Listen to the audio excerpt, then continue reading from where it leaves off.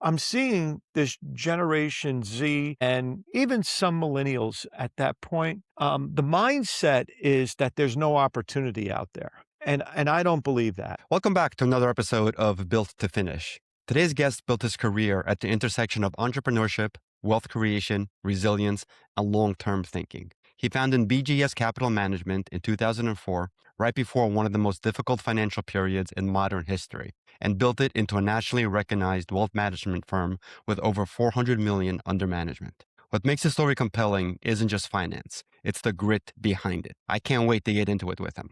Mario Sicari, welcome to the show. Hey, thanks for having me, Steve. Pleasure to be No, here. my pleasure. I love your story of grit and resilience, and it immediately resonated with me when we met. Well, it's funny because you told me you do Ironman, Yeah. and I remember when I was involved in a family business, and I remember when I was dealing with my demons, and I was like 32, 33 years old, and I had an event in my life that brought me to my at the time, it was my therapist, and what he told me was to focus on a small goal that would enable me ease of accomplishment, Hmm. because it has to be a mindset. You know that in doing Ironman. So at the time, I was not in great physical shape, but I was in some kind of physical shape, and I started running. Okay. And it reminds me kinda like that movie of Forrest Gump when he decided to start running, and he just started running.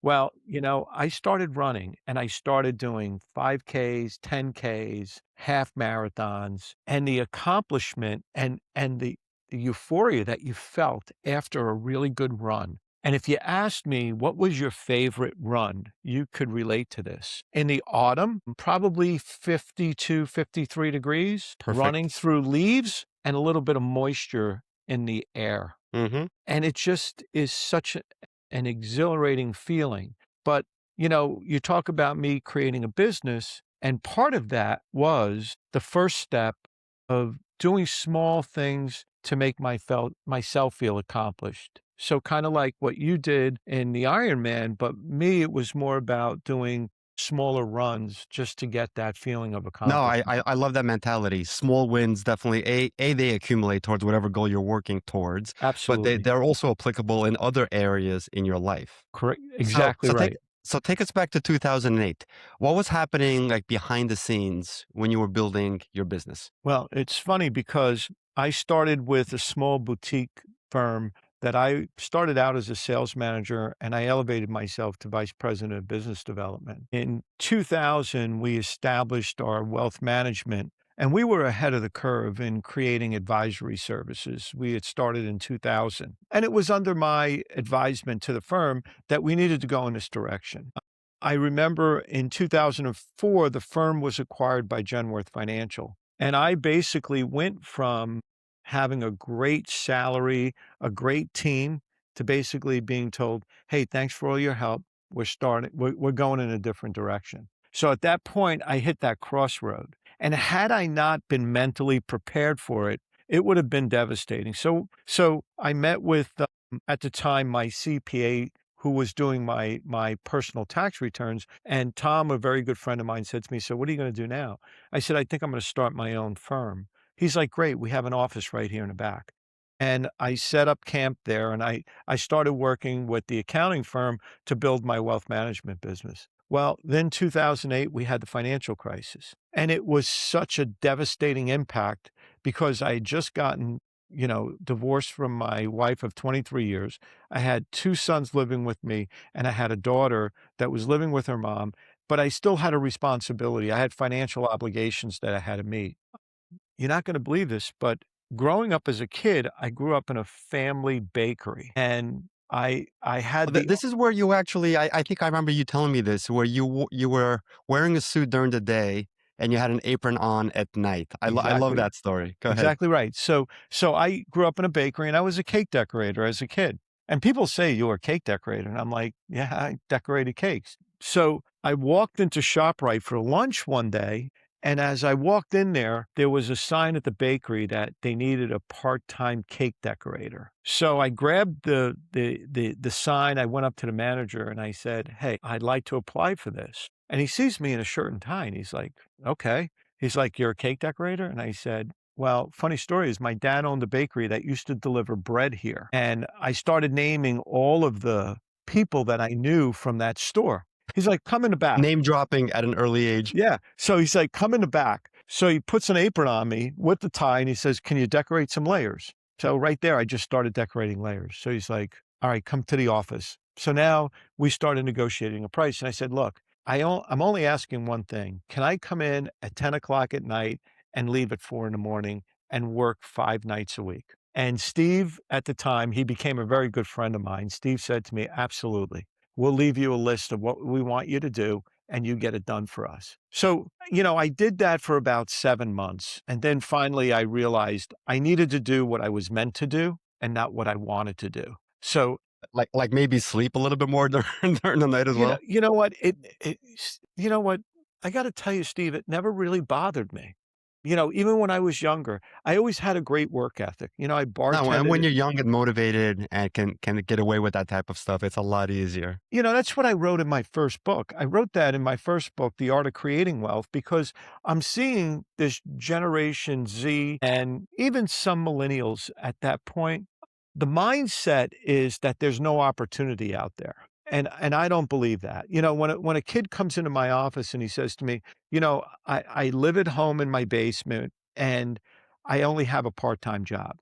Well, the first part. Why do you think so many people think that an opportunity no longer exists? I mean, it's all around us. Why do you think that mindset is out there? It's a failure of the educational system, and I also think it has to do with there's nobody inspiring this younger generation.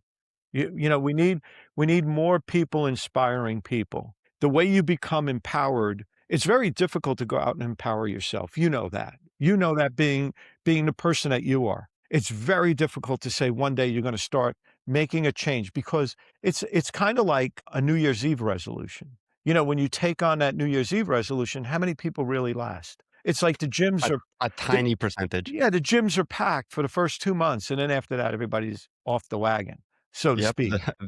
So The resolute rush in January happens every year. younger people have to find somebody to inspire them, and it can't be your parents. Your parents have to parent you, and that's another breakdown. I hate to say it. The younger generation. So when we look at generational, we look at the silent generation, the boomers, Gen X, millennials, Gen Z, and Alpha. What you start seeing is a transition of the way parenting went from the top down. So let me give you an example. The silent generation is my parents, even though I'm a Gen X. My parents had a difficult time expressing themselves emotionally to us. But that was just because where they came from. They came from Europe, a World War II, war torn country. They were young kids, and they weren't getting that emotional support from their parents. So now it comes down to us. And my generation, a lot of my peers, they wanted to befriend their children. So rather than parenting them, they wanted to be their friends. I remember when my son graduated high school, my oldest son, he went to a high school graduation party, and the parents of the kid that threw the party was supplying them with beer. So, it was like, and the kids used to call their parents by their first names, you Oh know? boy. So that's what happened with that and now you've got the millennial generation that are having kids, and that problem is they're coddling them too much. If you recall when we grew up, you went into the playground, the slide was 12 feet high, made out Sure. of metal, and there was no plastic or rubberized ground, it was rocks and dirt. Yep. And look, I'm not There saying that you should. there was a price to be paid for a miss slide. Right. And think about this for a minute, Steve. Parents today, you need two incomes. So both parents are working. They drop off their 6-month-olds and their pre-kindergarten kids at daycare. So who becomes the nurturer of those children? A stranger. Now the parent goes, picks them up at 4 o'clock, and the parent's fried because they worked all day. So now Mhm. they come home, and what are they doing? They're handing the kid a device to keep them occupied before they go to bed. So when you say to me, well, what do you think is happening? I think what's happening is these kids have no inspiration. So they're kind of lost. It's very difficult for them to say, hey, I have to deal with my demons. Let me Mhm. figure out a way to kind of like build up my own self-esteem and work towards something. So they don't even have a plan. And that's a failure of the educational system. It's a failure of, I would say, the demographics of parenting. The way parenting has gone down this scale. Now, there's some great parents out there. Don't get me wrong. I'm not here trying to For bash, sure. I mean, you know, there's a huge. It's unfortunate that it's happening at the scale that it's happening, but exactly. there definitely are pockets of hope out there, and because I see some kids with incredible dreams and aspirations. Yeah, and that's great, and I will tell you, with those kids, there's definitely a positive, either inspiring story behind it or a very strong family unity that helped empower that kid to get to where they are today. Right. So that's Agreed. kinda like what I talk about in my first book, The Art of Creating Wealth, that if you're gonna take this victim mentality, and creating wealth isn't just about taking money and investing it. That has nothing to do with There's it. more to it than that. There's more to it than that. Exactly Right. right. So in the book, I spend maybe 4 chapters of talking about basic economics, which is not taught in high school, which is ridiculous. You No, know, to this day, it's not taught in high school, and it's not actually, taught. there's a lot of college grads that walk out of school not knowing enough about basic economics. Well, if you remember when we were kids, what did they used to tell us? Think out of the box. Remember that was Hmm. the saying. You gotta think out of the box. Right. Well, then later on, it became about critical thinking. So it was no longer think about out of being out of the box. What I say to people now is you have to go out and create the box. Because I like that. think about that for a minute. Critical thinking doesn't work. It's about going out there now, and if you wanna succeed, you have to take basic, simple steps of empowering yourself and understanding that you're being targeted every single day, either by a device or other stimulus, whether Hmm. it's, late night talk shows or radio or any type of communication. It's nonstop. How much of the data is actually real? So I remember seeing a video on LinkedIn, and it was one of these guys that does a TED Talks, and he was great. And he went up on stage and he lit up a cigarette, and everybody started laughing. So he turns around and goes, "What?" He's like, "Do you know that most people don't die from cancer from smoking? That's in your DNA." He's like, "More people die from obesity. So if I took out a Snickers bar and took a bite out of a Snickers bar, you wouldn't have said anything." Hmm. He said, "And by the way, that information I just told you is nonsense. I made it up." But he said, words have power and words have meaning. And the way you tell a story is the way the perception's going to. Sure. I mean, it was his credibility on stage. He was on a TEDx stage, so obviously this guy has been vetted. Anything out of his mouth is going to be credible. But I like how we ended that was Can you just imagine completely that though? made But up. that's so true because today it doesn't matter who the narrator is. It's the way he's delivering his message. And that's the distraction, Steve. That's why young people are being distracted. That's why they're being pulled. That's why they view themselves as victims. That's why they're being told that there is no more opportunity in this country. And to me, that I don't believe that at all. I believe there is tremendous opportunity in this country. So I'll get going back to that story of that young person that came into my office. I said to him, the first thing I said to him when he said, I live at home and I have a part-time job. I said, well, how many hours a week do you work? And he goes, 20, 25. I said, well, do you know how many hours are in a week? I go, I'll save you the math. It's 168 hours. So I said, let me ask you a question. If you sleep maybe 8 hours a night, that's 56 hours. And you're working 25 hours a week. What are you doing with the rest of your time? Hmm. I said, because you could have three part-time jobs and work 60 hours a week and take one of those part-time jobs that you have and start taking that money and putting it away. But here's something I want you to think about. You being out there and becoming part of the human experience, which is communication with other people, which is learning from other people, which is being able to express yourself, being able to have a sense of accomplishment, that's what's going to empower you. By So I you believe you refer to this as opportunity by proximity, right? exactly right. So Exact I love that term, and I wanted to ask you about that. So good. Keep going. Opportunity by proximity. Because if you just stay within your bubble and you're not communicating with anyone, and the only form of communication you have is with a device, how can you grow? So creating wealth is just not about going out, making money and investing it. It's a frame of mind. It's having goals. It's having structure. And I think this younger generation, they have to start getting on board with that, especially what we're going to experience over the next 15 years. The silent generation, they were born 1929 through 1945. So you're looking at about an 80 to $120 trillion windfall of Hmm. real estate, stocks, bonds, and cash being transferred from that And silent and generation. businesses. Yeah, that's gonna be passed on down. So, if the younger generation is not prepared for it, and you know what? I'm not just baby boomers, they're in a tough spot as my generation, Gen X, because we're part of that sandwich generation that we're caring for that silent generation. I mean, my mom's 92, and I have my younger kids that I've been helping, so I'm kinda like in that middle there where I'm Hmm. helping both sides. It's definitely much more difficult, I think, than it was when I was a kid, but I don't think it's difficult by the standards of that proximity that we were talking about. I think it has to do with the distractions that are out there. Agreed. And there's so many. So let's join two things. You talked about opportunity by proximity, and you also shared with me a story of your son parking cars and what that turned into.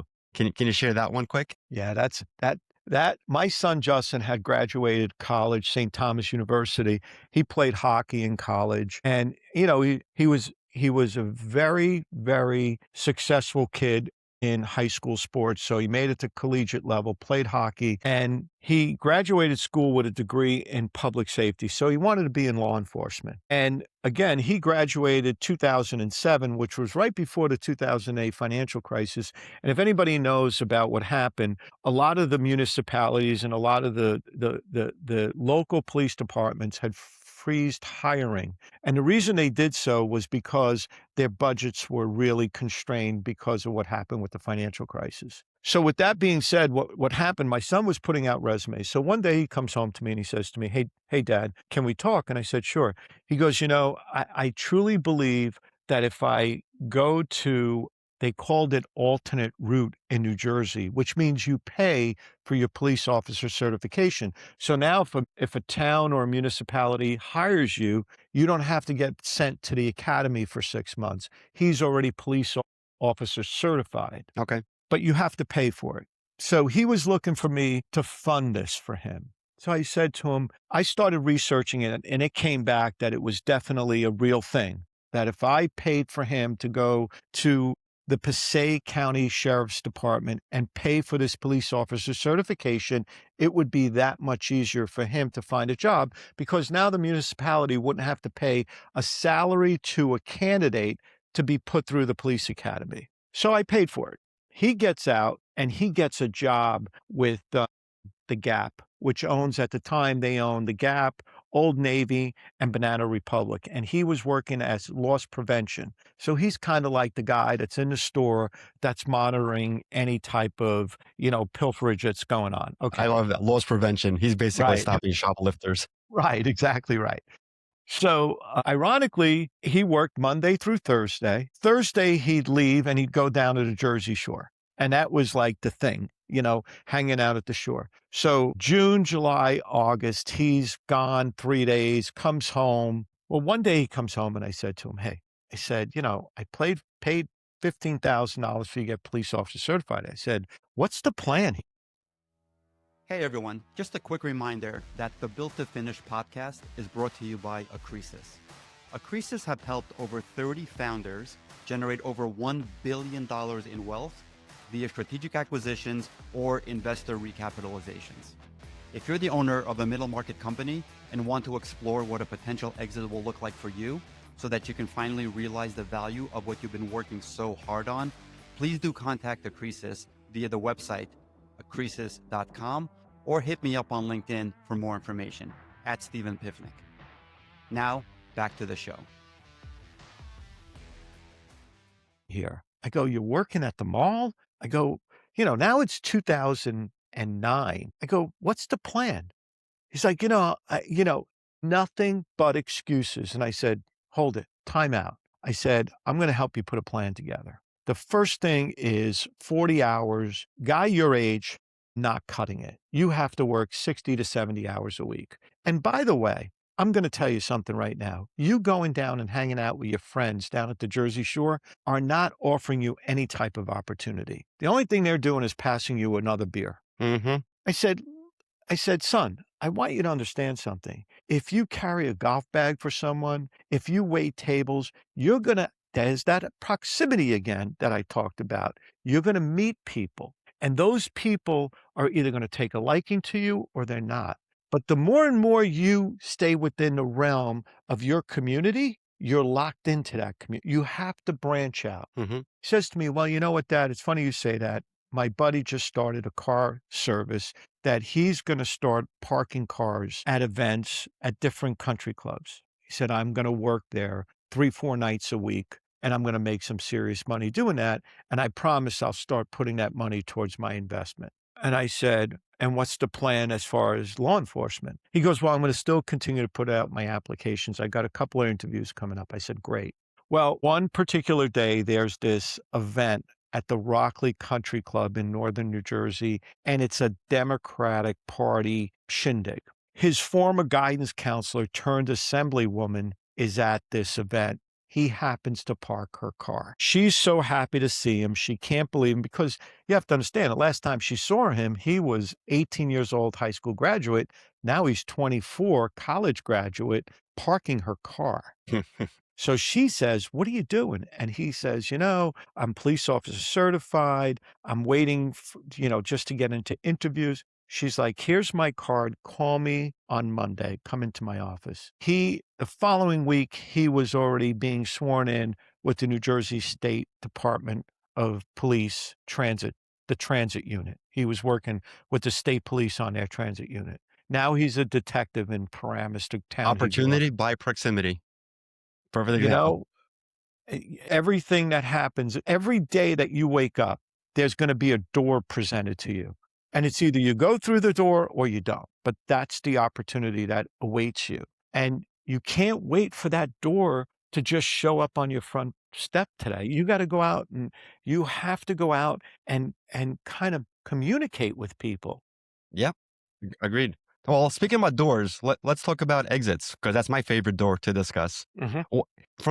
In the world of entrepreneurs, what do you see some of the biggest mistakes that entrepreneurs make from a financial perspective when they're preparing and going through an exit? White knuckle syndrome. White knuckle syndrome. Hold on too tight, refuse to let go, want to control. I'm 67 years old. I started my business in 2004. It took me about 10 years. 2014, I brought in a young college grad. I met him through a friend.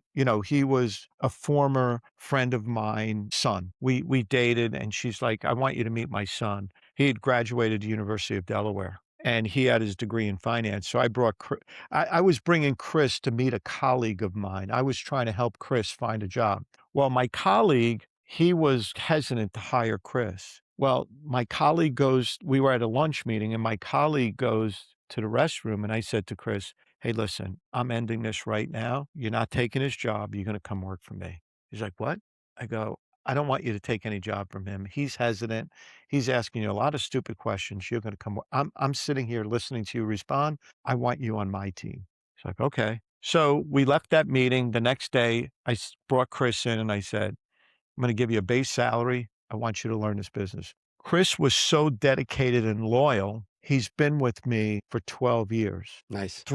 2 years ago, when I turned 65, I said to Chris, hey, listen, my goal is that I'm going to stay active for another 5 to 7 years, but I'm going to start transitioning my practice to you. I don't want a dime. I said, you've earned this. So right now I'm going to hand you 30% of the business. He looked at me, he said, I don't know what to say.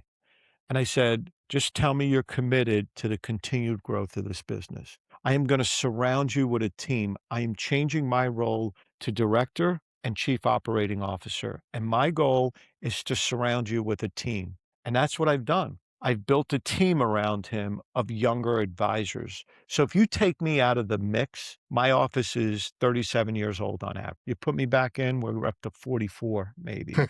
Now, why is that important? Because This is a great lesson. Anybody listening, tune in right here. I wanna let go. I wanna be able to say, "Guys, take it over." So when clients call me up and clients will say to me, "Hey, I want you to to meet with me." I'll say, "Hey, is it okay that I send one of my advisors from my team?" Absolutely. I don't wanna go sit at dining room tables anymore. I wanna be home by 3 o'clock in the afternoon. I'm enjoying myself what I'm doing now. I'm doing public speaking, I'm writing books, and I'm doing podcasts, and I'm sharing my life experiences with people because you know what, Steve? I'm no smarter than the next guy. I just am very, very rational in my thinking. I do not get sucked in to this world of political jargon and kind of like division. Somebody once said to me, it's diversity and identity that gives us our strength. And I looked at them and I said, I disagree with you. And they said, what are you talking about? I said, I grew up in the 70s and I went to Hackensack High School and I played basketball. And I have to say, all my 80% of my teammates were black. I said, and you know what was our strength? Our unity. Unity defines strength, not diversity and not identity. It doesn't matter who you are, as long as you're unified together. That's a good way to look at it. Yesterday I was on the Michael Smercana show on POTUS, and we were talking about the divide right now that exists in the country. And I don't want to get into politics, but it was just something that was said. And I had said to him that I believe the two political parties have moved farther left and farther right. And the problem is the center left Democrats, the independents, and the center right Republican, there's nobody in the middle anymore. I said, we have to come back to the middle so we can get some sort of unity again. We're constantly fighting with one another. Whether you want to call it TDS, I don't care what you want to call it. Look, the guy's gone in 2 years, so who cares? Stop allowing yourself to get caught up in this, forever. You could sit there and watch, whether it's Fox News or CNN, and it's kind of regurgitated data. It's like, who are the executives for these shows? It's kind of like the same narrative, just Hmm. somebody else telling a different story. How long can you listen to this nonsense? And what it does is it manipulates your thought process. It puts you in a bad place. It It does. doesn't put you in a good place. No, it does. You know what? I heard this great explanation the other day. We're naturally wired for a fight or flight response to everything, and they make it seem so bad that we naturally want to flight, right? And that puts we're basically scared and not knowing like what to do next. So it's a horrible spiral that we're in. But I don't like to talk about We're politics we're not gonna either. we're not So gonna fix it, right, but it exactly. does what that is though, Steve, it's a distraction. It is. It's removing people from focusing on their own inner strengths because they're being distracted constantly. Hmm. I mean, I always say, somebody once said to me, "Well, why are we so why are people so angry?" And I said, "Well, because of social media, because, 24-hour news network, 24-hour talk radio. If you take that out of the equation, that's a common denominator, because if you remove that, people would have to rely on their own ingenuity to get their own kind of like self-preservation or, any type of motivation to self-motivate themselves to move forward." Yep. Preservation. Great word. One of my last questions before we move on to the lightning round. What's the difference between creating wealth and preserving wealth? What a great question. So, preserving wealth is what I find out people. I can tell you a story of a woman that came into my office once. So, I had this couple that came into my office once, and she had created a tremendous portfolio, great equities and whatnot. And she came into my office because she was recommended to come see me from one of my CPA referring partners. So I was at a conference. I was out of town, but she came in and she met with my team. Well, when I came in, I asked my team about how that meeting went, and she's like, they don't want to pay a fee. She just came in fishing. And I said, well, why would Steve recommend them to come and see me? I said, listen, can you make an appointment for them to come in again? And Mike came in from the other office. He's like, I'm telling you, you're wasting your time. I said, just bring them in. Can you just satisfy me? One of the things about my business is you have to listen to what people are looking for. And a lot of times what people try to do in our industry is, I'm a fiduciary and my job when I communicate with people, it's about a we factor. We're a team and I want to help you achieve whatever goals and successes you're looking for. Equities, bonds, all that stuff, those are just tools. You have to know as a person in my position how to use those tools. Well, they came into my office and I made them wait for about 10 minutes in the conference room before I walked in there. And when I walked in, she said to me, so you're going to convince me why I should pay you a fee to manage our portfolio. And I said, no, I'm not. I said, I was thinking actually of hiring you to come work in my office so you can help the younger generation build the wealth that you built. I said, I think you have a lot to be proud of Wow. that your husband worked as a janitor and you were a dog groomer and you created all this wealth. I said, I applaud you. Good for you. Did you get the business? I said, I know why you're here though. And she's like, why? I said, because you created this wealth. Your husband's 72 years old. And next year, he has to start taking out his required minimum distribution. And your fear is you're going to run out of money. So you're like saying to myself, what happens if there's a 30% decline in the market? What happens if he starts taking money out? And what happens if we run out of money? Mm-hmm. Her husband looked at her and said, wow, he just walked in here and he has your number. And she said to me, so what do you propose? I said, that's what you're paying a fee for. There you go. That's the value proposition. Right. So preserving wealth is once you achieve so we have stages in life. You have your early stage in life where you enter into the workforce and you're basically saving and working to get to that point where you have a family. Now you have your second stage in life, which is your family, and you're building a family, buying a house, and also trying to save for retirement. Then finally you come over and you enter into that retirement phase. And a lot of times what happens is the level of risk is never addressed when you enter into that retirement phase, because now what you have to realize is this money that you've accumulated has to now become the income driver to provide you the necessary income along with your Social Security and pension or whatever other retirement benefits you're going to get to sustain the same lifestyle that you've created for yourself over your life. So there's the art of creating it to get there. And then once you're there, you have to shift gears and now you're looking to preserve it to provide income for you. Great. That's a great definition between the difference. All right. Rapid fire questions. One mindset that destroys financial momentum. Victimization. What's something younger generations completely misunderstand about success? They feel that success is an entitlement and not worked for. What's one financial habit every entrepreneur should start immediately? Retirement planning. Excellent. What's more dangerous, fear or comfort? Comfort. Great. Thank you for those. Mario, can you spend a couple of minutes telling us about your first book and the one that's coming out next? Yeah, the first book's called The Art of Creating Wealth, and it's a guide for Gen Z, millennials, and Gen X, and baby boomers in how they need to get themselves from point A to point B. Not so much about, the easy part of putting money in a 401k and getting the match.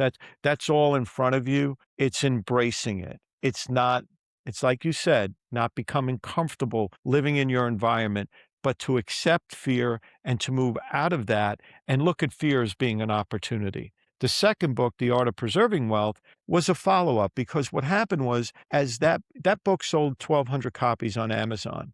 A lot of them were pre-orders through my business. A lot of family members had bought that for their children. Well, what I was getting back, especially from my influencer, Danielle, was, hey, you got to follow this up with something now because guess what? A lot of people are asking now, well, what happens when we're retired? So my second book is The Art of Preserving Wealth. And if you look at the covers, you'd really like the cover of the book because the first cover of the book shows a younger generation holding an American flag walking into the sunlight in the field. The second book shows a pair of hands holding a baby plant, and you see these elderly couple walking away from that field that was the first book. I like that. it enhances the story as a guideline through life struggles, either whether you're young and looking to start creating something for yourself, whether it's a business. And I've heard so many great stories about entrepreneurs. There was this kid I heard about not too long ago. He grew up in Philadelphia. His mother was from Ukraine. His father was from Russia. They came to this country as refugees, and they raised this one 17-year-old kid. And you know what this kid started doing in Philadelphia? He started cleaning sneakers. So he spent his time cleaning sneakers. Well, he developed an organic kind of like I want to call it like a protectant that you would put on clothes, and Hmm. it would prevent your clothes from getting dirty. But he used to put it on the sneakers so the sneakers would stay clean, or the golf shoes, whatever he was cleaning. This kid told Mark Cuban on Shark Tank that he was making $2,500 a month cleaning shoes. Well, he's now 24 years old and his company's worth $23 million. I love it. What a great story. So, there's opportunity out there.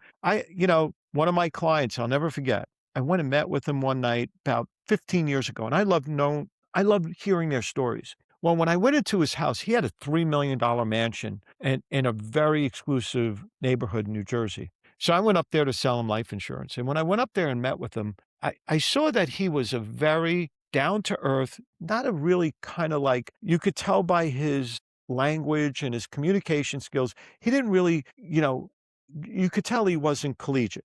So I asked him, I said, "Can I ask you something? How did you create this wealth?" He's like, "I grew up in Hell's Kitchen."